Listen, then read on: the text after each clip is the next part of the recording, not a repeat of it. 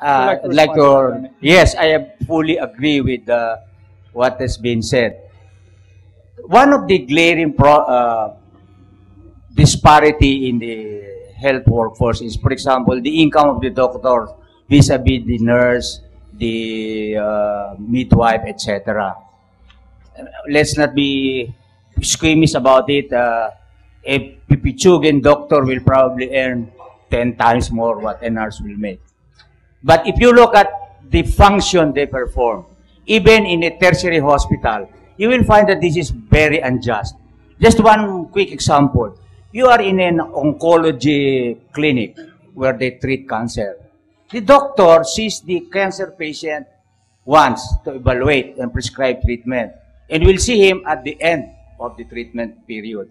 Most of the actual treating is done by a nurse oncologist. Yes, and yet, how much do they get for the effort? The professional pay the doctors much higher. And you translate that all over the country, in the countryside. That's why we're saying that you look at health as a team effort. And remuneration is based on the contribution of a particular team. If in this area, most of the work is being done by the doctor, he gets a big pay. But if it is being done by the nurse with supporting the doctor, their pay must not be separated by a very big difference. So, one thing we have to start is really to integrate our practice law, so that we say we have only one law governing healthcare workers, and that will include from the doctor down to the physical therapist and maybe even the technicians. Okay, there's a question from UPLB. Please stand by. May I just quickly ask, as a follow-up to the question of the representative from the nursing profession, why do we suddenly have an oversupply of nurses? No, it's not sudden. Many nursing schools were coming up like mushrooms, and then suddenly 30 years ago, we already had an oversupply of nurses, okay? And that is why 30 years ago, all government nursing schools were shut down, with the exception of the one in PGH and the one in Zamboanga, I believe. But this has been building up. There are many reasons. A lot of it has to do with the lack of nurses overseas. Right. But the one single reason why it has become like this is because we deregulated health profession education. This happened. I can trace it to one Secretary of Education, Arman Fabella, when he declared that health professional schools will no longer be regulated. Let the market decide. Well, the market decided. Okay, and so now we have the phenomenon of a highly trained nurse who applies for work in a government hospital, and he or she has to pay in order to do his work, so that they can get experience to go to the States. So they're meant for abroad. Because we allow the market to decide. Okay, let me just get in the UPLB question. The moderator there is Dr. Marilyn Arellano, the Director of the Universal Health Service. Dr. Arellano, please come in. My question deals on the financing aspect. Financing has a critical role in achieving and sustaining this universal health concept. But despite the PhilHealth, well, it was during the PHA that it was elucidated. The PhilHealth coverage for the Filipino people now is about 76% in 2008, going to 80% this year. Despite this, it is noticeable that a great 50% of the total hospitalization bill is still out of pocket of the patient. My question now is,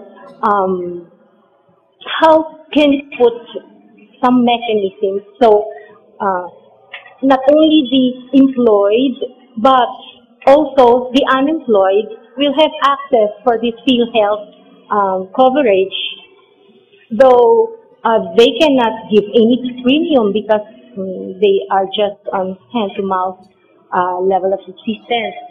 And the next one is, can you comment on the PhilHealth ng masa that has been being given prior to national elections? That was last time. This upcoming, maybe another one coming up, no?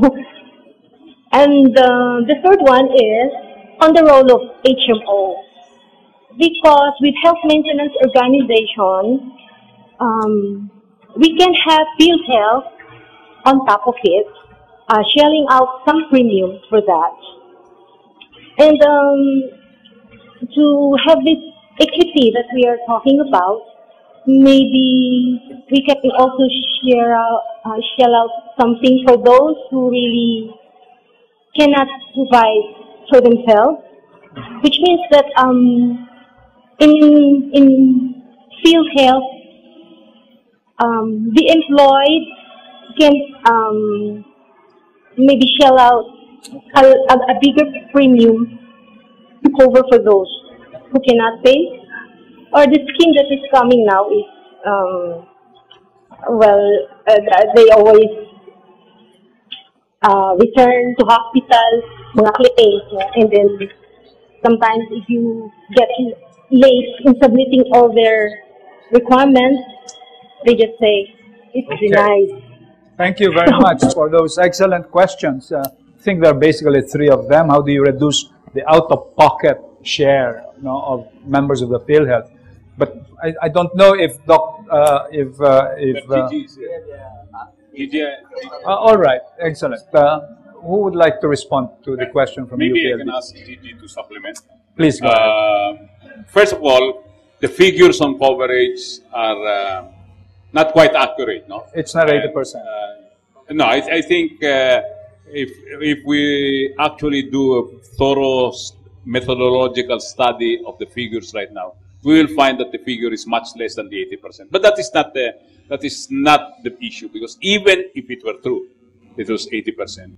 The actual value of PhilHealth is much less than the claimed 60%.